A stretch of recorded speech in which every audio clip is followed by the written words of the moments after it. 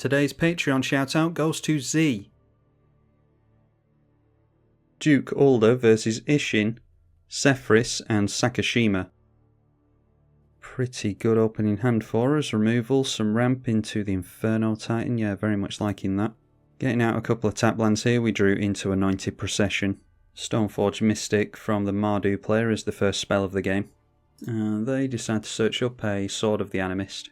Alright, getting to a Path to Exile. If I'd gone for the Ancient Tomb into Boros Signet last turn, we could have gone for Anointed Procession here, but I think we're okay going fairly slow.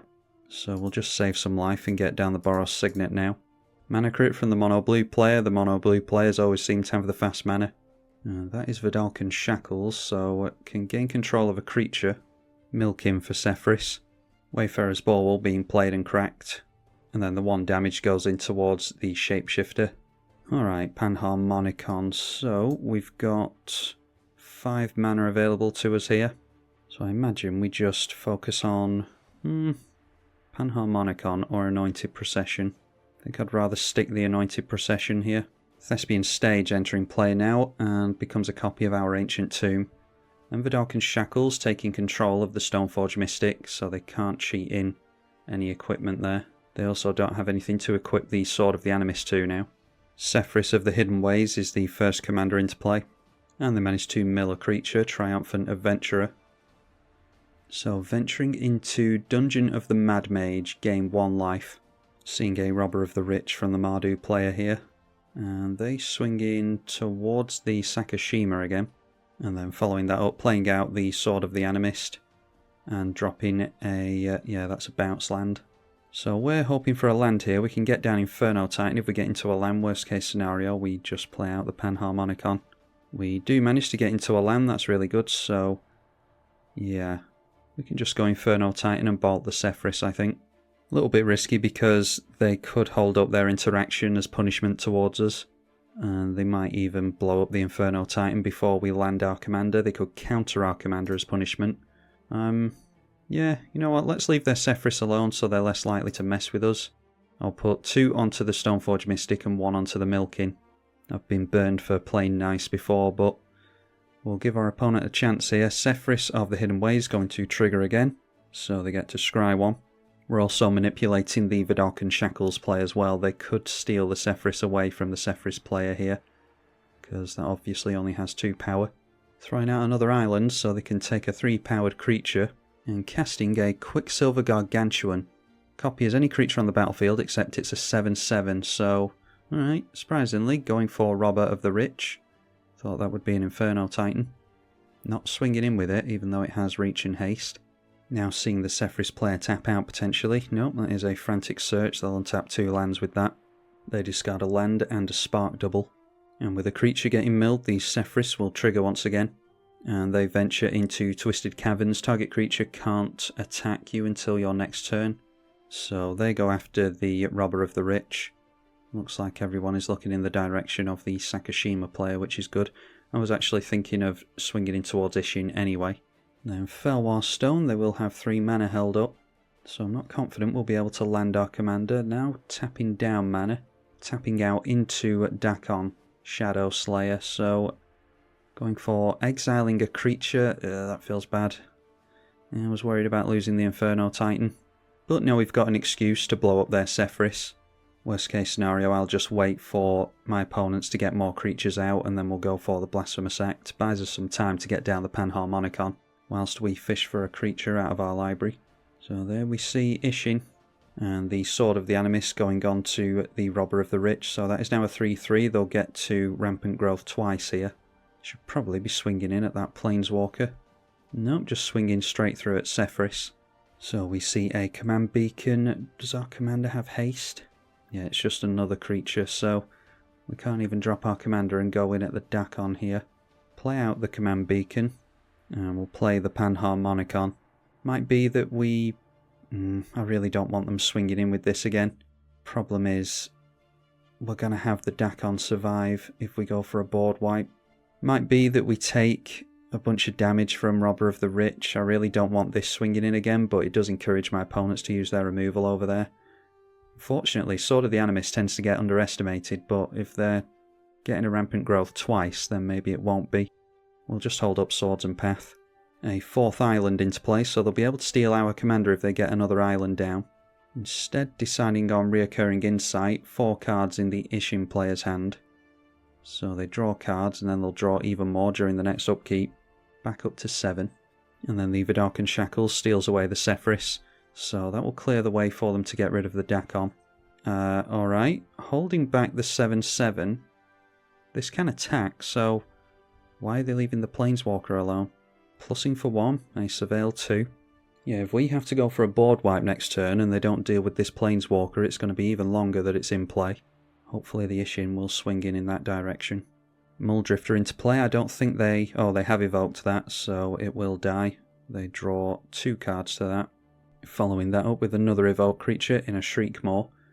Yeah, this smells like they're setting up a living death or something. Throwing out so many evoke creatures. I'd be blowing up the Isshin personally. Instead going after Robber of the Rich, so going to force them to re-equip the sword. So we'll wait for them to equip Sword of the Animus. I may well go for a Swords to Plowshares onto Isshin. Don't necessarily have to worry about a deflecting swat or anything because it'll just go at another creature. Mardu Ascendancy, that's an awesome one. Followed by Tajik, Blade of the Legion. And they do have a mana held up, or a land that makes 2 mana held up for the sword, so we'll make them tap that down. Equipping onto the Isshin, as you would expect. Swords to Plowshares before that lands, so they gain a little bit less life. Really don't want them ramping like crazy with Sword of the Animus, they've already had 2 lands out of it. Alright, we get into a Manifold Key, which I don't necessarily care about. Maybe we just get down our commander here and hope that no one removes it. So I'll play Duke Ulder Ravenguard, and I'll hold up the Path to Exile as opposed to throwing out the Manifold Key. Not going to make too much use of the Manifold Key just yet. And yeah, really struggling on creatures. We've got 31 creatures in this deck, and I've played this deck a few times and seem to struggle getting into creatures for some weird reason. If they play another land here, they can... Yeah, I don't think they've decided to untap the Vidalcan Shackles, so not going to be able to take the Duke from us. There is a rebound on the Recurring Insight, so there's 2 players to target that each have 3 cards in hand. Recurring Insight being pointed at us. They do manage to get that 5th island. Quasi-duplicate going on to the 7/7 Robber of the Rich / Quicksilver Gargantuan. And Sakashima the Imposter coming down as well. That comes down as a copy of our commander. So now they can give Myriad to this thing. So that's probably worth a Path to Exile in that case. Didn't want to give them the extra island, but I mean they've got enough to steal away our commander now anyway. So I suppose if we'd exiled in response to the quasi-duplicate, I think they still would have got a copy of it anyway. Yeah, I'm not entirely sure how that works, but I think they still would have got the copy. At least they don't get the Myriad anymore. And they'll no doubt swing in at us here as punishment. Nope, still holding back that 7/7. We're in exactly the same spot next turn because we haven't managed to get rid of the copy of Duke Ulder. Shocking down a Godless Shrine at the end step over here. And that is an Entomb into the bin. The Entomb was for an Angel of Ruins. So one of the targets is probably Vidalcan Shackles, and then it's one of these 2 most likely. See if they have a Reanimate in hand here. Yep, Necromancy will do it. So targeting the Angel, they just Entombed. And going after exactly the same targets we said they would, Vidalcan Shackles and the Anointed Procession. I think those are the right targets. A Surveil 2 on the Dakon that is still in play for some reason. Isshin 2 Heavens as 1 into play, that's Sword of the Animus going on to the Tajik. And they will continue to ramp as well as make some tokens over here. So now the Tajik swinging in, it goes in at the red player. This thing is indestructible, so they're not worried about who they swing in with. A couple of tokens in tapped and attacking, and a couple of rampant growths again. Both of the tokens swing in at Sakashima as well. Noteworthy that those tokens do switch on the other ability, Battalion. So this will become, as it stands now, a 5, 6, 7, 8, 8 with Indestructible when it swings in next turn. So I personally would just block the 2 goblins there. Alright, they don't make any blocks at all. And then it's a Scheming Symmetry, okay. We get a tutor, that could change everything. Do we just go for a Wheel of Fortune here? Yeah, I think refilling our hand is the thing to go for. Argument to be made for something like Combustible Gearhulk, because if we point all of those at the blue player, we'll likely refill our hand. We're refilling two players' hands with a Wheel of Fortune. Yeah, maybe just Combustible Gearhulk then. They are holding up a single white over here as well, so I'll assume that they've got some kind of spot removal for us, which might be part of the reason that they went for a tutor onto us, assuming that we're going to go for a creature. So play out the Combustible Gearhulk. This will trigger twice thanks to the Panharmonicon.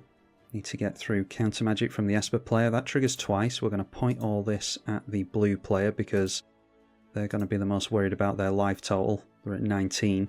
Alright, so we get 3 cards there. It's likely that we'll get more cards. Excellent. So we've got a Chroma's Memorial. Finally, look at all that mana we had to clear off the top. Finally getting into Inspiring Overseer as well. So go through to the beginning of combat. Duke will point at our Gearhulk.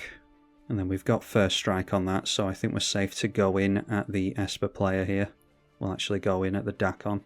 Although, yeah, they were holding up priority there, so I'm not sure if they've got something for us. Swing in at the Dakon, and we'll leave our commander back. So Myriad triggers. Luckily for our opponents, we don't have the Anointed Procession anymore, otherwise we will be getting... we'd be getting 4 copies here in total. So we point the Myriad at our opponent, say yes, point at the other opponent and say yes, and that will bring out a couple more Gearhulks. We're going to allow the blue player to very kindly give us as many cards as we can craft a decent hand with. So that is 4 Combustible Gearhulk triggers. Okay, drawing every single time here so far. We're clearing a lot of lands off the top. So let's see here, we get into an Angel of Ruins of our own, a Wayfarer's Bauble, Vanquish the Horde, a Sol Ring, the Ancient Copper Dragon I haven't been able to play yet, Rumour Gatherer, Cavalier of Dawn, more card draw, Inspirited Companion, and we've already seen the Inspiring Overseer. So go through to the blocking phase here. They could double block on our original Gearhulk, but they'd lose the Sefris to first strike before this thing can deal any further damage, so we will keep our Gearhulk, and they are doing the right thing in just chump blocking there. Obviously the 7/7 going to block there. We do get 6 damage in on the Isshin, who's taken very little damage so far. The Combustible Gearhulk gets exiled to Myriad at the end of combat, so we just keep the original one. And then it's into our second main, so we've got a land drop. I will go for the Clifftop Retreat. Play the Sol Ring as well. Play Wayfarer's Bauble. Want to discard as few a number of cards as possible here, so probably just get out the Manifold Key as well. That should make attacks easier, but it's obviously going to ramp us a little bit with stuff like Sol Ring as well, so we'll use that here. Untap the Sol Ring, put Clifftop Retreat mana into that, and then crack the Wayfarer's Bauble with the Sol Ring mana, and we'll just get a white mana with the Plains, and we'll have to go through to the discard step there. A bunch of lands getting discarded there. Blasphemous Act, the Rumour Gatherer, because I've already got card draw stuff in hand, and Angel of Ruins as well. So I'm really hoping that we can make use of Ancient Copper Dragon next turn. Our opponent has a bunch of mana over here and a full grip. Phyrexian Metamorph, obviously this is a clone deck. Comes down as a copy of Panharmonicon, so pretty much just copying our deck here. They have a Clever Impersonator as well, down to 12 cards, or 12 life here. So now copying the Combustible Gearhulk, I mean, yeah, we'll do the same thing and just give them cards. They've only got 4 mana here and very much teetering on life. If we had more of a board presence, then I wouldn't even think about giving them more cards there, but anyhow, they go up to 11. Then tapping down at that 4 mana, and that is a Tempted by the Auric. Not one that you see enough of anymore. Stealing away the Dakon. The Dakon can exile something. And then Dakon gets minus down, it gets rid of our Combustible Gearhulk. I mean, I think the damage is done there pretty much. But they do get a Myriad of something here. I'm assuming it's this. They also stole away the Isshin, by the way, so they will get double triggers. So Combustible Gearhulk going to Myriad twice. Going for Myriad twice, and there's a Panharmonicon in place, so they get a lot of Combustible Gearhulk triggers. Doesn't necessarily matter if they don't have any mana held up. They might not survive another turn cycle. Seem to be pointing all the Gearhulks at us again. So once again, we'll just give them all the card draw. Some of the triggers from the other combustible gear hulks were paid for with life there. So let's see. Yeah, we already saw that one. So they have milled a Preordain and a Mind's Dilation. I think that was a chunk of damage on the Sefris player. Anyway, we are taking a hit from just one of the combustible gear hulks, thankfully. The other two are going in at the other two players. So not going to block. We want to keep our commander in play. I'm wondering if we can afford both the Cavalier of Dawn and the Akroma's Memorial next turn. We could shoot this and get a Reacher out of the way. Get Robber of the Rich out of the way so that we can take them out next turn. Anyway, they end the turn with 12 life and 31 cards in hand. Maybe they can dump a bunch of creatures in the bin and try and set up for a living death for the Sefris player. Thankfully, we've managed to leave these other two players pretty much in top deck mode. Yep, and the Esper player decides to scoop. They are far from done, but clearly were enjoying themselves there at the first sign of adversity. God Pharaoh's Gift. That is a creature from your graveyard, so what have they got that they want access to? A Stoneforge Mystic and Robber of the Rich are in the bin. And it will gain haste, so they'll be able to definitely trigger the Targic here. Stoneforge Mystic makes a 4/4 zombie Robber of the Rich. And Targic's swinging in at the blue player. I fairly fancy our odds here. Just swinging in with the Targic though, wanting to hold back blockers. So yeah, blocking each of the creatures, they will lose that Goblin token. Obviously still have control of the Isshin over here. And then casting a Consul's Lieutenant and re-equipping the Sword of the Animist to make a 5/5 reaching Robber of the Rich. Alright, so with everyone tapped out, we do have the blue players potentially free counter magic to worry about. Teferi's Protection we're not going to be able to hold up, I don't think, because I'm thinking it's Akroma's Memorial into Cavalier of Dawn here, and we'll try and get rid of this blue player. So I'll tap down the Soul Ring, untap it with the Manifold Key. So that'll tap for 3 mana effectively. Akroma's Memorial going to give us Flying, First Strike and Vigilance, as well as protection from red, which does actually mean doesn't necessarily have to be the Cavalier of Dawn, although that will land the most damage, won't it? Yeah, it would have been nice to get down the Ancient Copper Dragon here. Didn't get into a land, unfortunately. Also didn't keep a land from last turn. Had we have kept a land, yeah, we could have gone for the Ancient Copper Dragon here, but well, that's hindsight for you. Get down the Cavalier of Dawn. Each of the Cavalier of Dawns will trigger twice. So even though we've got Pro Red, just in case something happens, we'll get rid of Robber of the Rich, take the Reacher out of the way, and then we'll blow up this Robber of the Rich as well. And we've actually had, yeah, thanks to the Esper player scooping, we've actually had our turn screwed up, haven't we? Thanks to Myriad, we're not going to get an additional Cavalier. Anyway, not going to be able to get rid of the blue player here. Just go through to combat. We'll swing in at them for 5, 6, 7, 8, 9. We'll try and really mess up their board. They don't have anything to block with here, thanks to the flying. Oh, and I never thought of that Nombo. We've got Duke Ulder Ravenguard. We can't point it at the Cavalier because it's got protection from red. Wow.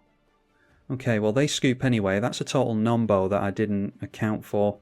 Yeah, so that player's scooping. Again, not sure why they scoop there because they have 7 cards in hand. Anyway, it's just us against the Isshin player now, and they can get Isshin back into play, as well as the Stoneforge Mystic. Yeah, completely forgot about the protection and the Pro Red here, so I'll have to take the Akroma's Memorial out of here, I think. So Isshin to Heavens as 1 back into play again. We're at 23 life, so they'll have to deal a nice chunk of damage to us if they want to see the back of us. We do have Pro Red, as we've already spotted, so we can block this quite nicely. Alright, a World at War, so they'll get multiple combats, but that's where the vigilance matters. So Stoneforge Mystic, they cannot cheat the equipment into play, and they couldn't equip it in time anyway. Searching up with that, a Captain's Clause, swinging with everything. So we will block the Targic, because that doesn't have trample or anything. Block the Stoneforge Mystic as well. Actually, what's this renown? Oh, that's just an Anthem effect. We can leave that for now. No, actually, we're best because they'll get another attack next turn. So, yeah, we will block the Consul's Lieutenant. Go down to 10. Our opponent might have us here, actually. This triggers on non-tokens attacking, so yeah, they've only got one non-token at the minute, but it will trigger twice. Oh, and of course, this triggers during the beginning of combat, so they do actually get this thing as well. It's not renowned, though, but I think they might be able to get us here. So, Tajik going on there. We'll just block that thing again. So there we are, the Isshin player getting it. Yeah, screwed up by my own Nombo. A little bit screwed up by some early scoops as well. The Esper player scooping didn't get us... I mean, we wouldn't have got the Myriad triggers anyway, and we didn't. But we would have had more tokens, more Cavalier of Dawn tokens, which might have been relevant. And then the other player scooping gave the Isshin back, allowing them to get the double triggers, which I think we would have just survived and been able to do something there. What were we drawing into? An Esper Sentinel. So, yeah, surviving an extra turn there, hitting them for as much as we can, landing a bunch of damage for the Ancient Copper Dragon, and then being able to hold up Teferi's protection buys us another turn. So then we draw into, yeah, Priest of Ancient Law. So we're gaining life from certain little bits here and drawing cards and blowing things up with the Cavalier in the meantime. So, yeah, it's not the best showing, but you can learn from my mistake and not put a Chromus Memorial in your deck at least. And it was cool to see an Isshin deck win. I'm tribalkai. Thank you for watching.